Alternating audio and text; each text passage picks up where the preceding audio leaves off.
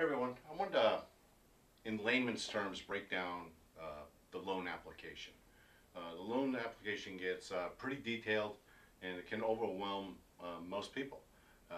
Actually, it overwhelms some of the loan originators out there with all the questions they ask and how to ask the questions. So I'm going to try to really simplify it. Let's keep it very basic, and it's some really important numbers here, okay?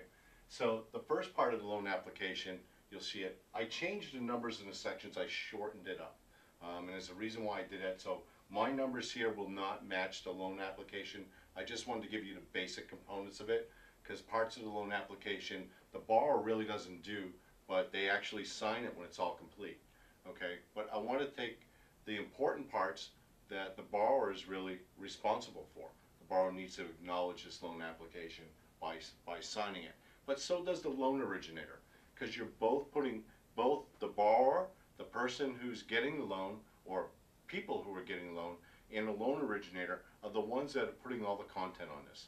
So you're both equally responsible to be honest and truthful. So it's really important about that. So let's keep it really basic. So the first part is going to be the type of loan. Okay, your loan originator should help you out with that. And then the terms.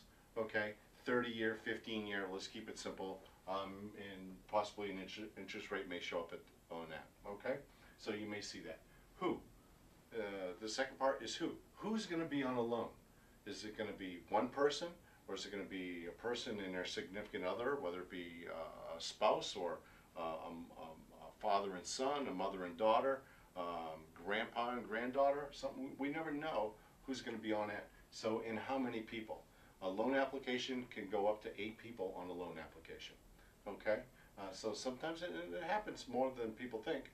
You have multiple grandparents or parents buy a house with their son and their daughter-in-law or something like that. Okay, those type of combinations.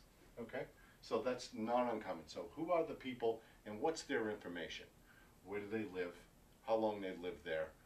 Date of birth, social security numbers. That's what we're going to put on here. Okay, in that part. And then their employment. Are they retired? How many jobs that they have? And their employment information. What type of work do they do? What's their position? What's their income? What's the employer's address? Where do they work? So that's important. Where they work is important. Generally, lenders don't like to see someone living more than 70 miles away from their employment.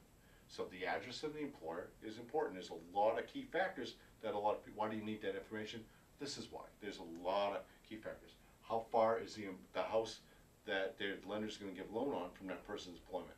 Because that could affect the likelihood of them continuing that employment, because the cost to drive and travel there. So that's important. Then the income. So how do they get their income? Are they, from their employer? Are they a W-2 employee? Do they get paid 1099? Do they get overtime? Do they get bonuses? All that stuff. So their income. What is their monthly income?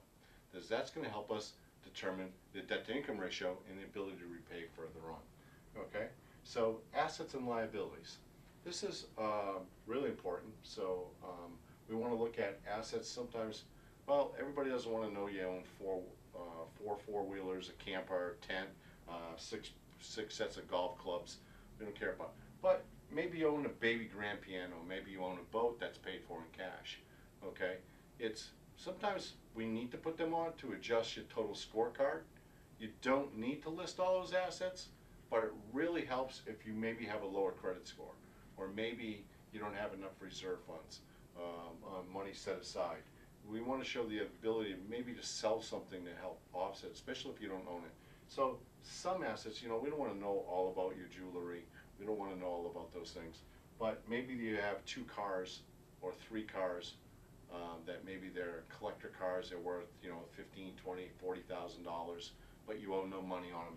That's a good asset you might want to put out. It helps with your balance sheet, especially when we get into liabilities.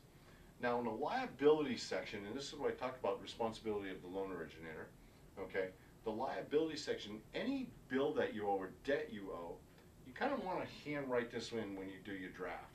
Okay, when you do your draft application, I call it a draft because we're just gathering that information. You want to tell your loan originator about any private loans you have. Those need to be handwritten in. You don't have to list your credit cards or car payments, unless the car payments are private. Then you want to list those.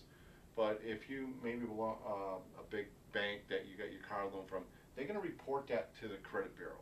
So the liability section of the application, you don't have to worry about getting detailed in just the stuff that doesn't show up on the credit bureaus. Because the loan originator, when they pull your credit, it's going to auto-populate. It's going to auto-populate, it's going to put all your current debts on it. I want to talk about that a little bit later too, because when you get to the closing table, okay? So when you get to the closing table, when they originally pulled that credit report and the balances on those credit cards, that's still what's going to be on the application you're going to sign at the closing table. So you're going to say, well, wait a second, I don't on my credit card at such and such bank. You got that I owe $2,000. I paid that down and I only owe $1,000. You don't have to worry about it. That's the date of the application when credit was pulled. Okay? If they use a new credit report, you'll see those numbers change. Okay? If there's something significant, if you added new debt, you need to tell the lender prior to closing. Okay, so that's important. Declarations. These are things: how many houses you own, have you had a foreclosure, a bankruptcy, a short sale, any loan modifications, those type of things. That's a declaration a borrower has to make. Okay, how are you buying this house? As a primary resident, are you buying it with a spouse, a significant other? Are you buying it with someone else? So these are the declarations you, the borrower, makes. Okay, these, you don't want to do any misrepresentations in this. You want to state the facts. You want to be honest and upfront. This is going to help everybody stay on track with that. The government monitoring. The borrower, you the borrower, does not have to answer these questions. If you don't answer those questions, okay, the loan originator has to guess at what you are, whether you're male or female, okay, what's your race, those type of questions. You're not required to answer them. I recommend you do. I recommend that you do. Again, you're not required to. I like when the borrower answers them because I want the borrower to say who they are. And what this does, the government monitoring questions, is it makes sure that you're treated fairly for who you are, that everybody's treated equally and honestly. And what this is used for is during the auditing process, when a loan originator or a lender is audited, they want to make sure whether you're African American, Hispanic, whether you're white, you're Asian descent, you're Native American descent, whatever you're from or whatever your sex is, that everybody was treated equally in that time frame for that lender, that they didn't charge you a higher interest rate than they charged someone else. You won't even know that's happening. The government is going to monitor these. This all goes in the database, and that's going to jump right out on them if they treat you different. So be honest and answer it yourself. Don't force the loan originator, because if they want to hide something, they'll change who you are. So you really should do that. So make sure you deal with an honest person. Also, in a loan application, you should see the loan originator's license number. You should see the lender's license number. Always know who you're dealing with. Always make sure the person you're talking to who's originating your loan is the person on the loan application. That is a problem if you're talking to Jimmy Jones and Sally Smith is writing your loan application. Okay? You want to make sure the person you're dealing with is the loan originator. You want to make sure no one's doing unlicensed loan activity. You want to make sure that that's correct. So those are some basics of the loan application. I hope that gives you an idea of what we need to put together.